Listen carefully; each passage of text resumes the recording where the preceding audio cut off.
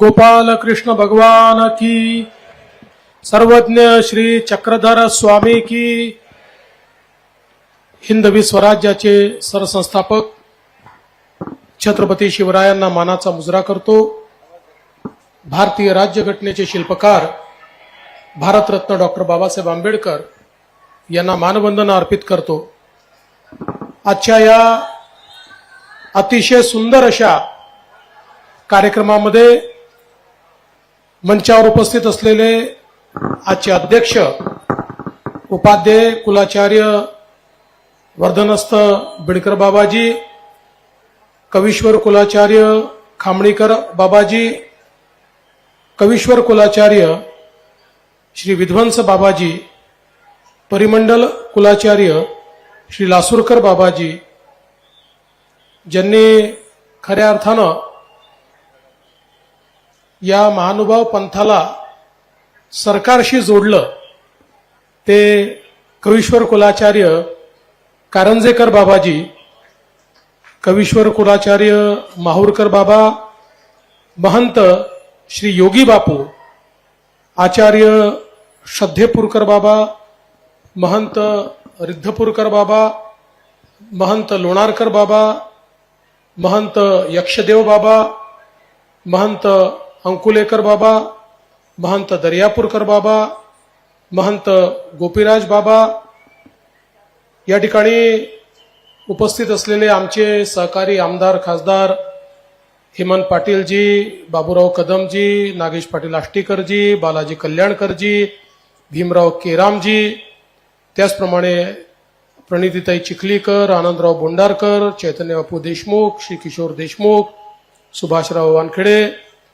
ज्यांनी या ठिकाणी येण्याकरता मला आग्रह केला ते माझे मित्र अविनाश ठाकरे, मंचावरील सर्व मान्यवर आणि या ठिकाणी उपस्थित एवढ्या मोठ्या संख्येने उपस्थित असलेले सर्व महंत संत, सर्व आमच्या माता भगिनी आणि बंधूंनो, आज अतिशय आनंदाचा दिवस आहे की श्री कृष्णदेव उखळाई मंदिर या मंदिराच्या कलशरोहण समारोहाकरता आपण सगळे लोक या ठिकाणी उपस्थित आहोत. आणि या मंदिराची महिमा आणि बापूंची महिमा ही आपल्या सर्वांना ज्ञात आहे. खऱ्या अर्थानं सर्वांची मनोकामना ज्या ठिकाणी पूर्ण होते, ज्या ठिकाणी गरिबाला आधार मिळतो, ज्या ठिकाणी दुःखिताच्या दुःखावर फुंकर मारली जाते, अशी जागा म्हणजे श्री कृष्णदेव उखळाई मंदिर.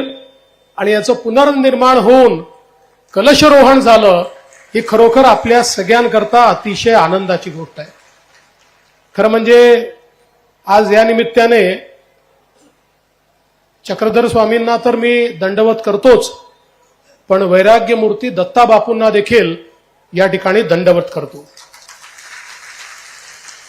वैराग्य मूर्ती दत्ता बापूंनी या मंदिराचा विकास केला आणि आज कलशरोहण समारोह या ठिकाणी होतोय. खरं म्हणजे आपण जर बघितलं तर आपल्या भारतीय तत्वज्ञानामध्ये आमच्या महानुभाव पंथांनी देखील कलशाचंच काम केलेलं आहे. आणि म्हणून हा कलशरोहण समारोह जो आहे हा अत्यंत महत्वाचा आहे असं मी या निमित्ताने समजतो. आज आपण जर बघितलं तर मराठी भाषेला अभिजात भाषेचा दर्जा मिळाला. जगातली देशातली प्राचीन भाषा म्हणून याला राजमान्यता मिळाली. पण ही राजमान्यता मिळण्याकरता जे काही वेगवेगळे मराठी भाषेचे पुरावे आपण दिले, या पुराव्यांमध्ये एक महत्वाचा पुरावा लीळाचरित्र होतं की ज्याच्या माध्यमातून ही भाषा किती प्राचीन आहे हे दाखवण्याचा आपण प्रयत्न केला आणि त्याचा स्वीकार देखील हा केंद्र सरकारने केला.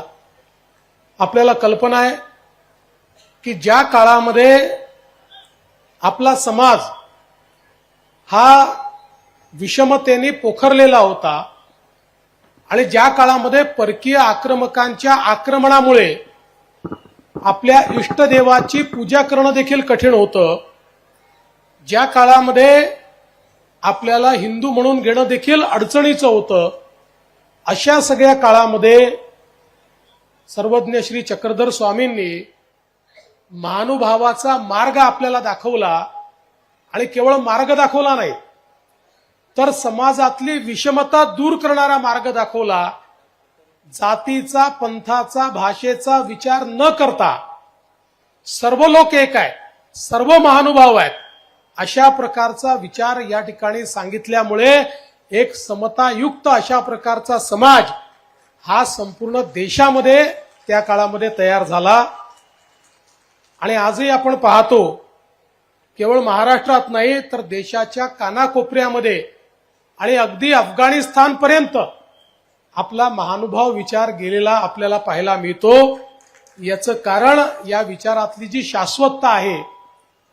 आणि खऱ्या अर्थानं गोपालकृष्णांच्या ज्या लीला असतील, त्यांनी जो एक शाश्वत विचार संपूर्ण संसारात दिलेला आहे, त्यातला खरा विचार हा समाजापर्यंत पोहोचवण्याचं काम हे सर्वज्ञ चक्रधर स्वामींनी केलं.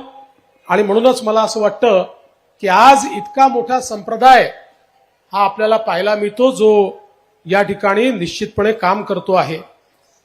खरं तर मला असं वाटतं की या उखळाईच्या विशेषाची जी काही महती आहे ती आपल्या सगळ्यांना माहिती आहे. आता बाबांनी एक गौप्यस्फोट देखील केला. मलाही माहित नव्हतं की अविनाशने देखील या ठिकाणी येऊन काही प्रार्थना केली होती. पण बाबा, तुम्ही हे सिक्रेट सगळ्यांना सांगू नका, नाही तर अनेक लोक या ठिकाणी पोचतील आणि मग ईश्वराला देखील प्रश्न पडेल की आता नेमकं कोणाला शोधायचं. पण मला एक गोष्ट निश्चित माहिती आहे, ईश्वर जो असतो तो आपले खरे भक्त शोधत असतो. आणि मला असं वाटतं की आज बापूंनी ज्या प्रकारे, म्हणजे मी येत होतो त्यावेळेस आमचे कोळीकरजी देखील बापूंच्या अनेक गोष्टी सांगत होते, कशा प्रकारे बापूंनी समाजामध्ये काम केलं, कशा प्रकारे समाजाला सश्रद्ध केलं, कशा प्रकारे समाजाची सेवा केली. आणि मला अतिशय आनंद आहे की आज आमचे योगी बापू देखील ती परंपरा चांगल्या पद्धतीनं या ठिकाणी चालवत आहेत. कारण ही एक अशी परंपरा आहे की जी परंपरा वर्षानुवर्ष, शतकानुशतकं चालली पाहिजे. या स्थानाचं महत्व आहे की या स्थानावर इतकी सगळी महंत मंडळी येऊन गेली, या ठिकाणी या स्थानाला पवित्र करून गेली. आणि म्हणून त्याचं पावित्र्य जे आहे, हे पावित्र्य अशाच प्रकारे मला असं वाटतं आपण सुरू ठेवलं पाहिजे. आणि त्या दृष्टीने आजचा कलशारोहणाचा कार्यक्रम अत्यंत सुंदर आहे. मगाशी ज्याचा उल्लेख बापूंनी या ठिकाणी केला, जी मूर्ती स्थापित करण्यात आलेली आहे ती इतकी सुंदर आहे. आपल्यापैकी अनेकांनी पाहिली असेल, कोणी पाहिली नसेल तर जाऊन बघा. त्या मूर्तीकडे पाहिल्यानंतर प्रत्यक्ष भगवंताचं दर्शन त्या मूर्तीमध्ये आपल्याला मिळतं आणि आपली नजरच हटत नाही. हे खरं तर भगवंतच आपली मूर्ती घडवून घेतो, पण ज्या कलाकारांनी, ज्या कलावंतांनी आणि शिल्पकारांनी ती मूर्ती घडवलेली आहे त्यांना मी वंदन करतो की त्यांनी हे जे काही दर्शन आपल्याला या मूर्तीच्या माध्यमातून दिलेलं आहे, हे मला असं वाटतं अत्यंत महत्वाचं आहे. आणि म्हणून त्यांचंही अतिशय मनापासून मी या ठिकाणी अभिनंदन करतो. गेल्या काळामध्ये आपल्याला पंथाची सेवा करण्याची संधी मिळाली. खरं म्हणजे मानव पंथाचे जे वेगवेगळे मंदिर आहेत, श्रद्धास्थळं आहेत, या पंथाचा वाढता प्रभाव पाहिल्यानंतर त्या काळामध्ये परकीय आक्रमकांनी, मुघलांनी वेळोवेळी आक्रमण करून अनेक आपले जे महत्वाचे श्रद्धास्थानं आहेत त्या श्रद्धास्थानांना खंडित करण्याचा प्रयत्न केला, त्यांना नष्ट करण्याचा प्रयत्न केला. परंतु आपला जो काही समाज आहे हा इतका सश्रद्ध समाज आहे की आक्रमणानंतर देखील सातत्याने आपल्या लोकांनी ती श्रद्धास्थळं जिवंत ठेवली. ज्या परिस्थितीत असतील त्या परिस्थितीमध्ये त्याचं संवर्धन करायचा प्रयत्न केला.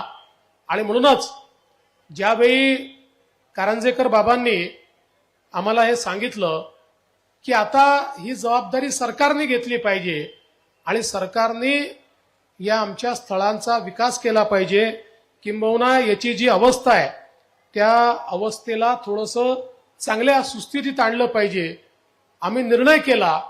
आणि मला अतिशय सांगताना आनंद वाटतो की अनेक स्थळ आहेत या ठिकाणी. अर्थातच श्री क्षेत्र रिद्धपूरचा आपण विकास आराखडा तयार केला आणि त्याचं काम आपण चालू केलंय. श्री क्षेत्र पांचाळेश्वर असेल, श्री क्षेत्र पोईचा देव असेल, श्री क्षेत्र जाळीचा देव असेल, गोविंद प्रभू देवस्थान विष्णूरचं असेल, अनेक ठिकाणी आपण मोठ्या प्रमाणात आता या ठिकाणी कामं सुरू केलेली आहेत. आणि सगळ्यात महत्वाची गोष्ट की ज्या मराठीचं साहित्य इतक्या मोठ्या प्रमाणात रिद्धपूरला निर्माण झालं आणि आजही मी तर असं म्हणेल की आमचे जे महानुभाव पंथाचे महंत आहेत हे जेवढ्या मोठ्या प्रमाणात या ठिकाणी साहित्य तयार करतात तेवढं इतरत्र होत नाही. मी जेवढ्या कार्यक्रमांमध्ये जातो तेवढ्या कार्यक्रमांमध्ये प्रत्येक कार्यक्रमात कोणाचं ना कोणाचं एखादं पुस्तक,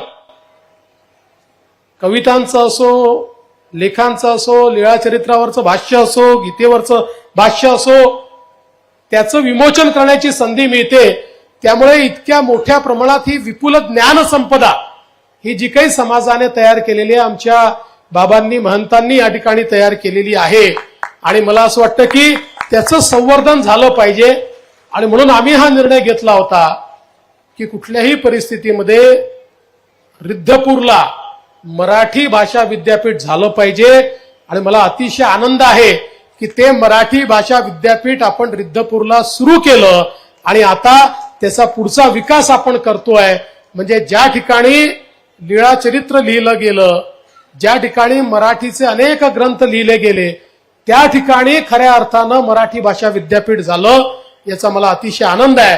आणि मला विश्वास आहे की आमच्या महानुभाव पंथाच्या माध्यमातून या मराठी भाषा विद्यापीठाचा उपयोग करून आमचं साहित्य, आमचा विचार आणि आमचं अध्यात्म हे जगभरामध्ये जनजनापर्यंत पोहोचवण्याचं काम हे आपण सगळे लोक मिळून कराल, हा विश्वास या निमित्ताने निश्चितपणे मी व्यक्त करतो.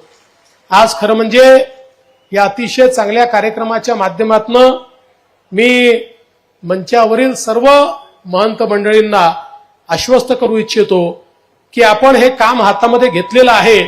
जवळपास 20-25 ठिकाणचं काम काही ठिकाणी सुरू झालं आहे, काही ठिकाणी सुरू होत आहे. सगळं काम काही वर्ष-2 वर्षात होत नाही, पण मी आपल्याला एवढं नक्की आश्वस्त करतो की या 5 वर्षाच्या काळामध्ये जेवढे प्रमुख स्थानं आपल्या महानुभाव पंथाचे आहेत त्या सगळ्या स्थानांचा विकास करण्याचा संकल्प आम्ही घेतलेला आहे आणि त्याचं काम आपण निश्चितपणे पूर्ण करू. अनेक ठिकाणी अतिक्रमणं आहेत, ती आपल्याला काढायची आहेत. आजही काही परधर्मीयांनी त्याच्यावर अतिक्रमण करून ठेवलेलं आहे. प्रयत्नपूर्वक शेवटी चर्चेतनं मार्ग काढण्याचा प्रयत्न करू किंवा मग त्याच्यामध्ये जे काही कायदेशीर कारवाया करायच्या आहेत त्या कायदेशीर कारवाया करू. पण कुठल्याही परिस्थितीमध्ये हे जे काही चांगलं काम आपण सगळे लोक करतात याच्या पाठीशी अतिशय ताकदीनं उभं राहण्याचं काम हे राज्य सरकार करेल, हा विश्वास मी आपल्याला देतो. आज या निमित्ताने मगाशी बापूंनी बोलताना सांगितलं की ज्या काही माझ्या, आणि बाबाही म्हणाले, ज्या काही माझ्या मनोकामना असतील त्या मनोकामना उखळाई विशेष या ठिकाणी पूर्ण व्हाव्यात. मी एकच सांगतो, जीवनामध्ये माणसाच्या मनोकामना अनंत असू शकतात, पण आज एकच मनोकामना माझी आहे आणि ती मनोकामना एवढीच आहे की आपल्या सगळ्यांच्या आणि जनतेच्या आशीर्वादाने पुन्हा एकदा आपली सेवा करण्याची संधी मिळालेली आहे. मनोकामना एवढीच आहे की जे प्रेम तुम्ही देतात, माझं काम असं असावं, मला आशीर्वाद असा मिळावा की माझ्या कामामुळे हे प्रेम तुमचं कधीच आटणार नाही, ते कधीच कमी होणार नाही, ते वाढतच जाईल. अशा प्रकारचा आशीर्वाद हा उखळाईनी मला द्यावा अशा प्रकारची उकळाईच्या चरणी या ठिकाणी प्रार्थना करतो आणि या अतिशय चांगल्या कार्यक्रमामध्ये आपण सर्वांनी मला निमंत्रित केलं आणि अतिशय सद्भाग्य आहे की या ठिकाणी दर्शन घेण्याची संधी मला मिळाली. त्याबद्दल आपल्या सर्वांचे अतिशय मनापासून आभार मानतो. शांतपणे आपण इतक्या वेळापासून बसलात त्याबद्दल आपल्या सर्वांचे आभार मानतो आणि माझं बोलणं संपवतो. धन्यवाद. दंडवत. एबीपी माझा, उघडा डोळे बघा नीट.